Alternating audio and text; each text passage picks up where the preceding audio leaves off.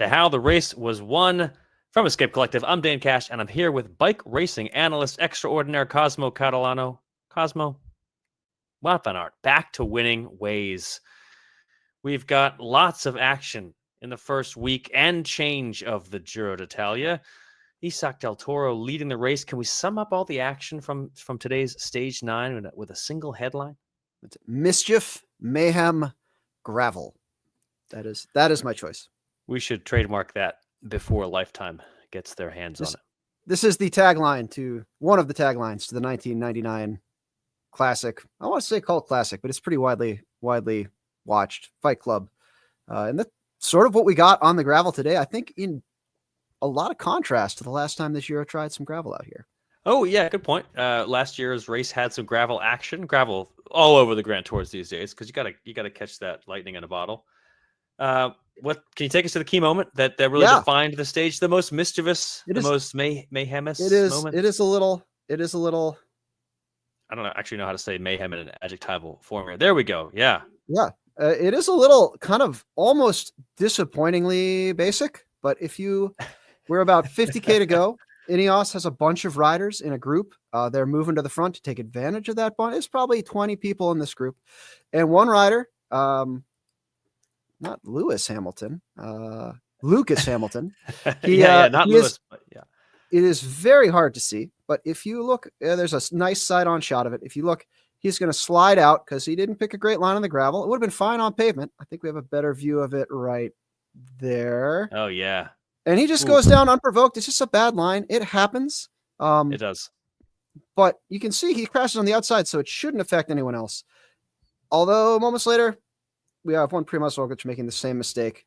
Not just a great view of anyone else. We're affecting former Giro winner Primož the Roglic. Race leadership. I mean, it's even more clear when you look at it from behind. Hamilton's not even in the picture, and you can't quite see. There's a telephone pole in the way, but Roglic goes down unprovoked, and he catches a bunch of people, Brandon McNulty and one Tom Pidcock. And sort of the first 5 people, the first group of people that make it through that, Wout van Aert, Isaac Del Toro, one of the couple of Ineos guys, Egan Bernal, and they all get through, and it's super dusty, and it's pretty impossible. You actually, after the race, you will hear Isaac Del Toro in his interview say that he thought Egan Bernal was actually Juan Ayuso. Whether or not that's true, I don't know. I think we'll have a discussion on that later. But yeah, he had no idea what had happened and was at the front of the race, thought he had a great advantage for his team. And when the dust cleared, and there was a lot of dust, he realized he was in a group of 6 with a potential GC rival, many potential stage winners, and no teammates. Yeah. So lots of talking points out of today. Lots of things happened today. I would say in terms of, we get these gravel stages pretty frequently, as we've discussed now, and they don't always deliver the thrills. This one did. I mean, we had the battle for the stage was great. You had this crash that had a heavy impact on the GC. And I'll say unforced error. I mean, I think that's what you got to call this for Roglic. This was him, maybe not quite the level of Pogačar at Roubaix unforced error, but like he could have done better on his own part. I'll be honest, he seems a little bit, and this is not a new development. He seems like he's spacewalking sometimes. He's just like sleepwalking. He's a space cadet. His team actually got him into great position coming into the first gravel sector. One of the last guys to get up right to the front. But whatever happened between then and that critical moment, he was isolated with no teammates. That might have been why he was in a spot where he had to make his own decisions about picking lines and when to grab and not grab the brakes. And that might have been what took him down. And we're going to talk about the meaning of all this, the various things that happened today in a little bit. We'll get to that in a sec. I still want to maybe focus first on some of the highlights of what actually happened in this stage. And maybe we're going to talk about other stages as well a little bit. We had this key moment. And then after that, more key things did happen. I mean, this was the key moment because of what happened after it as well. We had, first of all, Roglic did limit his losses in a decent way. He had some help limiting his losses. Yeah, there were a lot of people, Pidcock and Roglic ended up in the same group eventually, but they did it very different ways. Like Roglic didn't do a whole ton of work. His team did a lot of work, but he was pretty quiet. He actually, again, he had a flat kind of after this separation. Pidcock did too. But the way they dealt with it was very, very different. Pidcock seemed to be doing an absurd amount of work for where he was in the group. Like he is pulling at the front, doing tons and tons of effort. Roglic just sitting in, letting his teammates do work. At one point, Pidcock was making seemed like he was using the cars to try and create separation within the group he was in, which is no way to close down a gap to these leaders. I thought it was kind of funny the way that all this worked out. When Pidcock, the day before the race, I think it was 1 or 2 days before the race, he was asked about the GC, and he essentially said, "I'm not worried about the GC. I don't really care about it." And I remember I was writing the preview around the same time, and I just thought, I'm just going to ignore that because I don't think it's true. Riders don't always tell the truth. This seemed like a time he kind of wasn't telling the truth. I think we saw today. Apparently, Pidcock cares. I mean, like why else chase? I don't like what's the incentive here if you're Tom Pidcock other than that? And he's 3.5 minutes down now, but he was still even then, right? Like he wasn't. What was he going to gain? 30 seconds on Roglic? Was that going to win him the Giro in the event that he decides he's actually a GC guy? Like this isn't a sprint. This isn't a 1 day. This isn't Strade Bianche, right? This is the Giro d'Italia with a stage that looks like Strade Bianche. You gotta. I do kind of want him to win now because I feel like you could clip up what you just said really well. Like they could play that in a post race breakdown of Cosmo doubting Tom Pidcock. That would be really, really great. But the thing is, he didn't gain any time here, right? We can't be like the time Pidcock gained today over Roglic is going to win him the Giro. Maybe he gained time over someone else who's going to win the Giro. I don't think so, though. It felt almost like he was thrashing. And to be fair, his team did a ton of work all day. Like Q36.5 did all of the work pulling back the day's break throughout most of the day. You saw a couple of their teams come forward before the gravel, but I can understand the pressure he would have felt in that situation. It's just sometimes you've got to not put in the effort when you realize there's going to be no return. We saw it today. A lot of the guys who had big days yesterday, Luke Plapp was barely in touch with the peloton by the time they hit the gravel. He was sitting on the back, doing as little work as possible, trying to get dropped as late in the race as possible.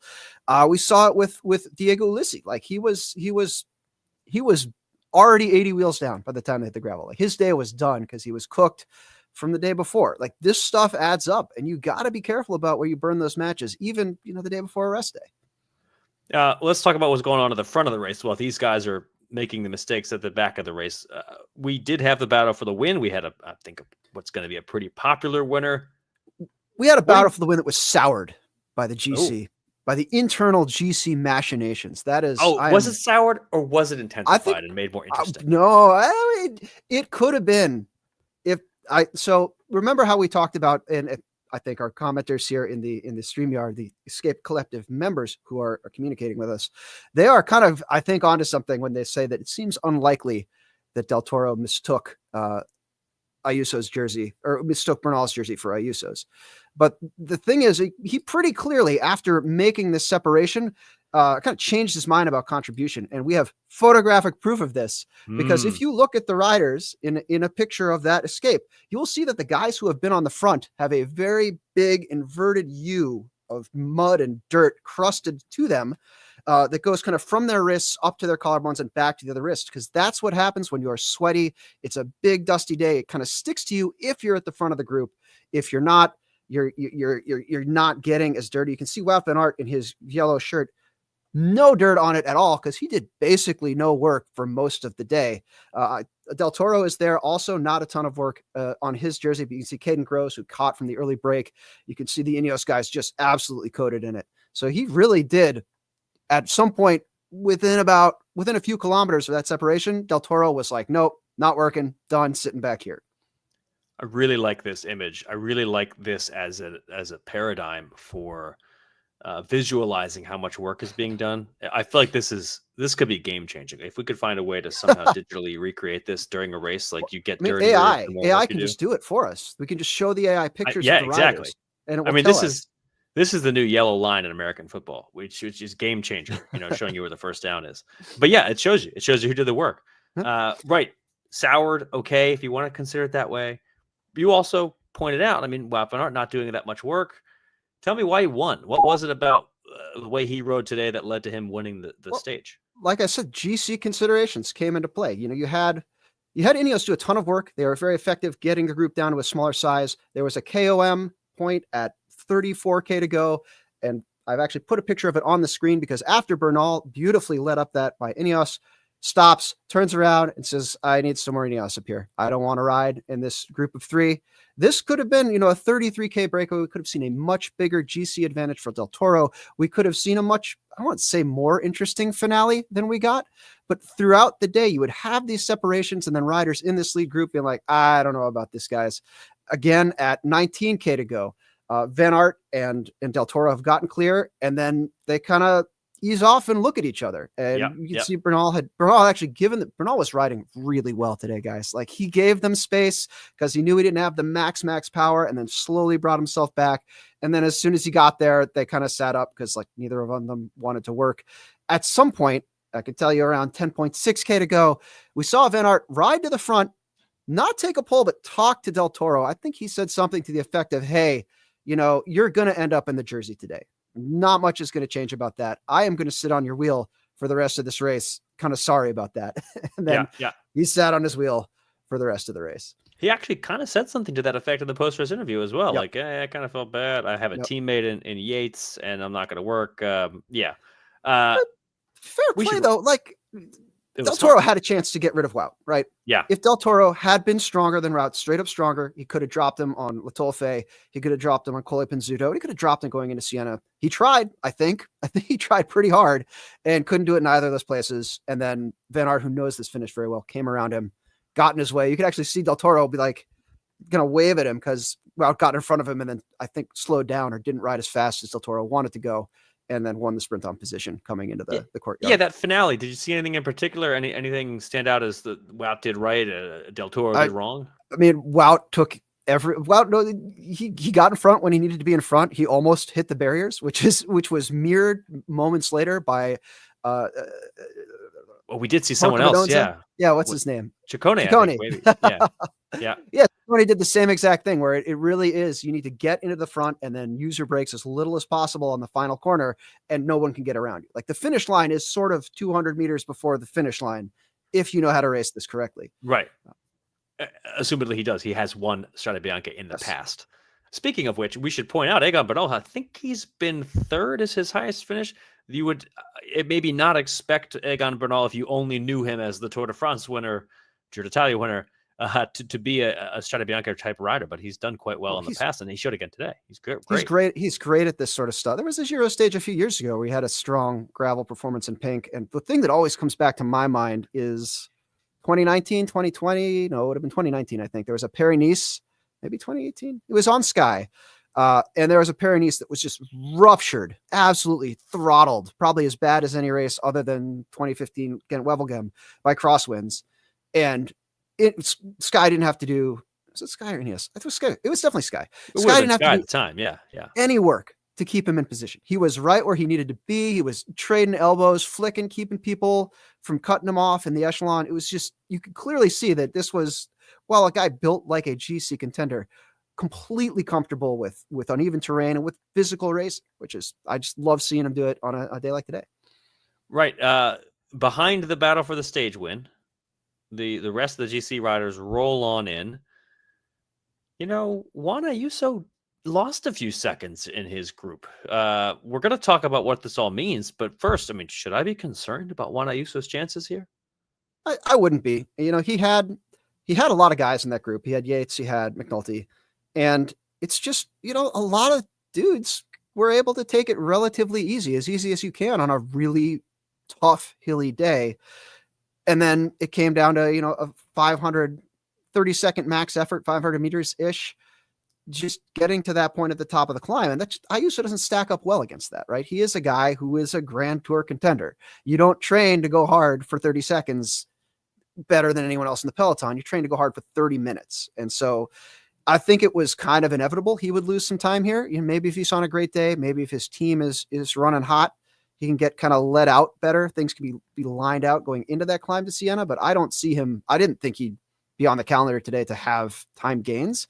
And honestly, when they first came onto the gravel, he gave up 20, 30 wheels pretty quickly. Not like he looked bad, but definitely he looked like a guy who wasn't going to be able to leverage this to his advantage. This was a survival day for him. And I think other than his teammate, who is very good at riding bikes in a lot of Grand Tour-like conditions, other than his teammate gaining those kind of minutes on him, I think it went pretty well for Ayuso's POV. I have to think that Roglic is the main thing you're thinking about if you're the whole UAE team and Ayuso as well. That rider, Roglic, did, like I say, he limited his losses, thanks in part to the very, very hard work of a teammate. Pellizzari did, yeoman's work trying to keep that gap small. Let's talk about what it all means. So first off, well, since I just mentioned Roglic, let's just say I don't think the gap itself is that big of a deal. Like, Grand Tours are not necessarily won or lost by this margin that frequently. And at the end of the day, it was because of a crash that this happened. So it's not like he lost. If you lose a minute because you get dropped, well, then you also think you're probably going to lose more minutes because you're going to get dropped again the next few days. That's not what this was. That is a trend, though. I mean, it's not a good thing. Yeah, I would make me really nervous. Just there was a moment when he had a flat tire, when he was already dropped from that crash, and like the camera cuts to him and he's got he's stopped pedaling. He's in way too big a gear. He's got his leg out like he's going to get off the bike, and you're expecting like him to pull over and the team car to pull up, and like the doctor's car goes by. And then, he's still he puts his foot back in and sort of soft pedals and then stops again. Like the moto goes by him and then turns around and like in the distance coming out of the dust, then you see his team car. And it's just, it isn't the end of the world. It's 5 or 6 seconds, but like why isn't there someone in his ear saying, hey, we're just going to pedal it out till the team car gets here? Like if you want to really do a fast change, like have the team car go by, run up, get off your bike, throw it down, get on the new bike and go. Like you're not going to gain that much gain or lose that much time, like rim riding on gravel. Like it's just, the little things. Earlier in the week, he seemed like he's just so disconnected from the race. And it's almost like a gag in his post-race interviews where people are like, hey, you made this dumb mistake. And he's like, it won't be that big a deal. You think about it. Like I gave up the jersey, but it doesn't matter if the team car is first or second. And it's like, well, you sure seem to think the team car was going to be first when they came up to change your tire, man. It's also funny that we talk in sports across all sports. You hear the phrase rookie mistake. Oh, that was a veteran move. Like having experience makes it more likely or less likely that you're going to do something smart or make some silly mistake. But it seems like Primož Roglic, he's a veteran. He's my age. He should be doing these little things correctly based on the old aphorisms that imply that veterans do things smartly. But maybe not. Apparently not. Also, Cafe Rider here pointing out, Ayuso doing a fair bit of pulling in Group 2. So maybe I shouldn't be worried about the fact that he came up that climb a little bit more slowly than his rivals. I gotta say I'm a little worried about it. And also now, Isaac Del Toro has kind of a decent lead in the general classification. If you're UAE, you should have a bigger lead. He should have a bigger lead. They should have been, the three of them should have been, two of them should have been flat out from the moment Bernal looked like he didn't want to ride. They should have just been like, okay, because the only reason he wouldn't want to ride is if he doesn't think he can get to the finish with us, right? Like, why would you wait for? Maybe now, Isaac Del Toro does ride a little bit differently, and I'm kind of wondering. I'm wondering what your answer to this question is. I know what my answer is. If you're UAE, what are you doing with these two riders? The race, to a certain extent, the race dictates what happens, right? Today was a day where Del Toro found himself in a position to gain probably 30 seconds, maybe a minute more than he gained. And they were constantly keeping the leash on him throughout. We saw basically every 10K. He was in a situation to ride away to the finish with the guy. Like he could have traded. He could have said, hey, wow, like keep pulling through and I'll let you take this one. And we'll just have the GC time that we have. Right. Like, and they didn't do that. I think because they were probably on the radio saying, what are you doing? Like, how could you drop your team leader like this? Yada, yada, yada. You could kind of see that in the finish celebrations especially when he got the Maglia Rosa, very subdued, didn't really put his arms up that quickly. It seemed like he wanted nothing more in the world than to get off that stage. And to me, like that just, sometimes you've got to take the hand that you're dealt. And like, this is a long race. There are big mountains that we haven't been in yet. Like Ayuso, if he's going to win the Giro, is going to be able to make up whatever time he needs to make up. And if, Right. you know, if that happens to be a situation like we had with what used to be Jumbo Visma, where you end up with Sepp Kuss winning, like, oh no, like Del Toro wins the Giro d'Italia, that would be terrible. Like, who cares? They missed out on an opportunity for silly reasons. They could have taken bigger advantage than they did. And I actually do think they should absolutely try to be taking advantage as much as possible. Yep. If I'm the team, I am treating it as if I have two leaders and they are Del Toro and Ayuso right now. Maybe give Yates second. Actually, sorry. Brendan McNulty is the single leader of this team. Everybody else doesn't matter. But yeah, I think Ayuso and Del Toro should both be getting the sort of, okay, we'll make sure that we are taking care of their nutritional, water bottle needs, whatever. Because who knows what can happen. And Del Toro being where he is, I think he deserves some of that support right now. And I don't think the other thing is I don't think you really lose a lot by giving him that. I mean, I can't think of that many scenarios where it does that much damage to treat Del Toro like a team leader right now. Like if you're in a scenario where you have to decide to send someone back and that one person's going to make a big difference, I don't know. Ayuso's either there or he's not, right? I think the one thing that kind of comes to mind is they're setting up for a big mountain day, right? And like somebody, if they really want to put everything into that mountain day, like someone is going to have to be the guy who rides extra hard, unsustainably hard at the front of the leaders group until they pop and try to shed as many other people as possible.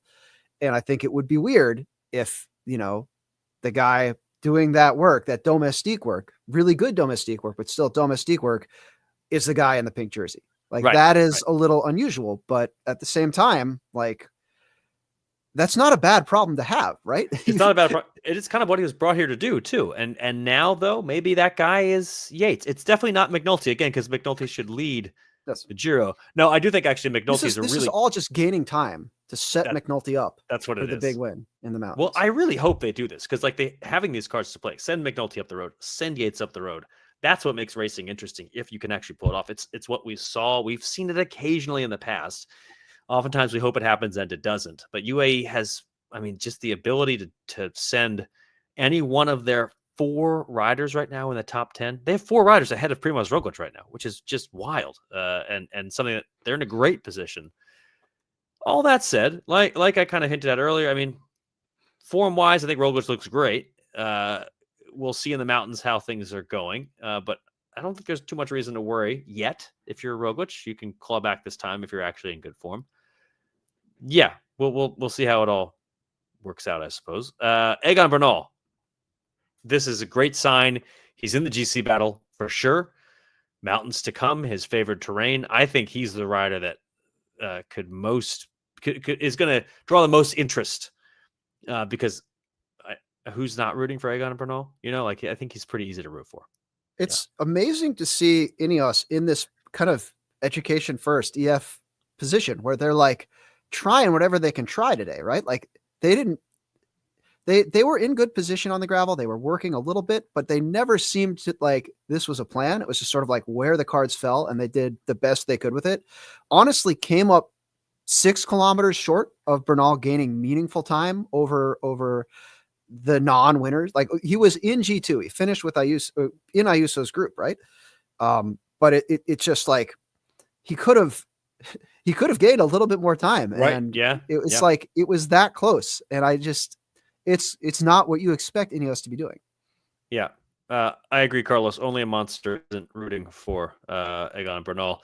Let's talk about the winner real quick. Well, Van Aert, he's back, first of all. Second of all, again, easy to root for, I think, because he's come close quite frequently. Yeah. He's an example of a rider who is a veteran doing veteran things and looking like he's very smart. So maybe he's the reason that people talk about that, because he played that finish so well.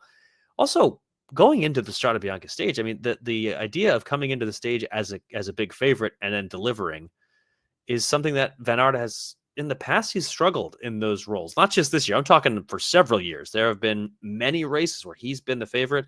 I know because I write the previews at escapecollective.com, and I can tell you when I give him 5 stars for this or that thing, frequently he's not the one winning the race. And I think just the fact that he's able to go in as a key favorite, everyone's talking about him. Everyone's talking about when he's going to win. Doing that today, that to me is a big step forward for him, especially after his very frustrating past year and 2 months or so. So good on you, Wout van Aert. Also nice to see, I think his family was at their finish line, and cool celebration with his family there. So yeah, good on you, Wout van Aert. Hopefully we'll see more from him.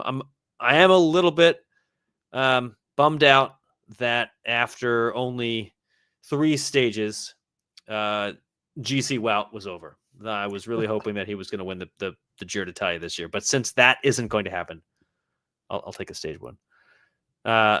We could talk about it because we're talking about all of week 1 here, or the first 9 days even. We should talk about just in general what's been going on the past few days. Before the 9th stage, I mean, it was like the Mess Peterson show. Still Matthias, is. It still is. And it's work. true. Yeah. I think he did too much work today. I love to see him out there doing everything, but like, it's a long race. He probably has a stage win with the form he's got if he plays it right.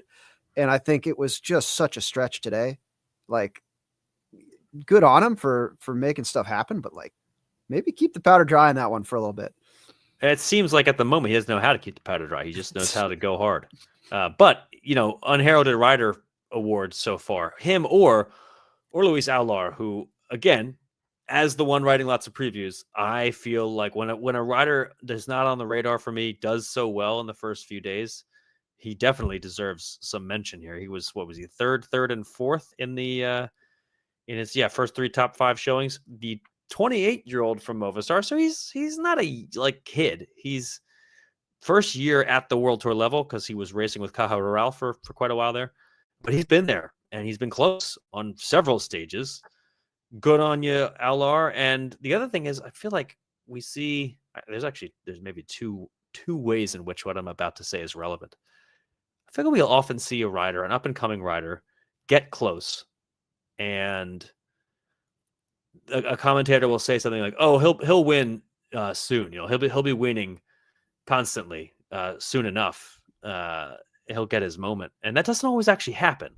So you can see why a third or a second, like today, when Isaac Del Toro didn't win, I think Isaac Del Toro was pretty bummed out that he didn't win the stage, and this is the second time he'd come in second. And again, he's the kind of rider you say, like, well, he'll be winning in buckets sooner or later. But people said that about Nairo Quintana at the Tour de France as well. Like, he'll win the Tour de France. How many Tours de France is he going to win before his career is over? So you can understand how they could be pretty emotional about getting close but no cigar. So Aular not quite there, not quite won yet, but certainly close, and hopefully we'll see him take that big win. Any other key takeaways here from this first week? Mess Peterson dominant. Any other big things stand out to you? Brandon Rivera was really good today. He did, I think, a lot more work than maybe he expected to do, which is remarkable because yesterday he got on. Hannah Walker tracked him down outside the bus and he was like, "Sure, I'll talk." And he's like, basically went on for about 2 minutes about how brutally intense the stage was. So, clearly a guy who's fully able to, I mean, he was in the winning break for a lot of the day doing work. So obviously very good, but also a guy who's able to kind of adjust and work with the ebb and flow of Grand Tours. I think he wasn't expecting yesterday to be so hard. I don't think he was quite expecting the split to happen when it did today. And he just did what he had to do. Yeah. All right. Quick look at what's coming up. Well, rest day, first of all. And then when racing resumes on Tuesday, a huge GC day in that it is a 28K time trial. There's not a whole lot of time trial kilometerage mileage. It's about 41K of TTs. This is the second one. It's the longer one, relatively flat. It's not pancake flat, but it's flat enough that it is going to have the impact where the TT type guys, the guys who have that skill set, are going to be able to take a little bit of time on everyone else. So Roglic, Ayuso, Del Toro, all riders who are pretty good at them, probably going to get a little bit of an edge on, say, a member of the Yates family, as neither of those riders tends to be that as good, although they've improved for sure.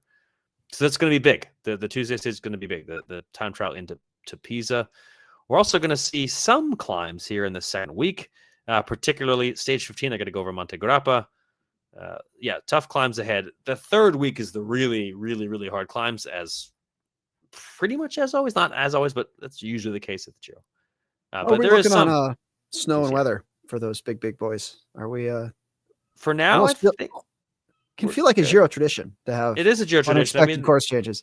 In the run-in, there was talk of, well, is the Finestre going to be safe? But yeah, it seems like we're good for now. I don't want to say that because who knows what you're jinxing it. Yeah, I don't want to do that. Well, we'll be back in a week to talk about the action after the Sunday stage, and we'll see what's happened then. Will Primož Roglic stay upright? Will he have clawed his way back? Will Wout van Aert or Brandon McNulty, be leading the general classification? Only time will tell. I hope you enjoyed the show. Hope you enjoyed the racing so far at the Giro d'Italia. And stay tuned to this. Stay tuned over to Escape Collective for more coverage. And of course, while all this is happening, meanwhile, women's racing, well, Itzulia women just finished. We had the Vuelta a España finished a week ago. It's been a very busy time, and Demi Vollering back on top of the world pretty much. Head on over to Wheel Talk for more on that. Yeah, we'll be back in a week. I've been Dane Cash. Who were you and what was this? I'm Cosmo Catalano. That was the How the Race Was Won podcast.